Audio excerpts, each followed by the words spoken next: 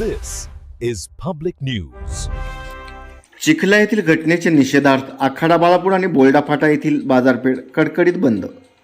बुलढाणा जिल्ह्यातील चिखला येथे छत्रपती शिवाजी महाराज यांच्या पुतळ्याचा काही समाजकंटकांनी अवमान करून पुतळा संरक्षण करणाऱ्या महिलावर जीवघेणा हल्ला केला आहे. या घटनेचा सर्वत्र निषेध व्यक्त होत आहे.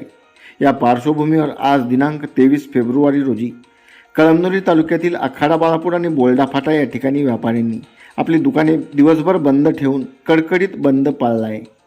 यावेळी आखाडा बाळापूर पोलिसांनी सर्वत्र आपला चोख बंदोबस्त बजावला होता. यावेळी या संदर्भात नागरिकांनी आपल्यासोबत बातचीत केली ते बघूयात.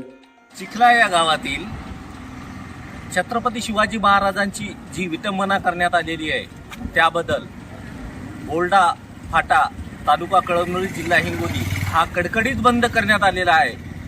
त्याच्यासाठी बाळापूर पोलीस स्टेशन सहकार्य आणि पूर्ण व्यापारी बंधवाचं पूर्ण सहकार्य या बंदमध्ये लाभलेले आहे.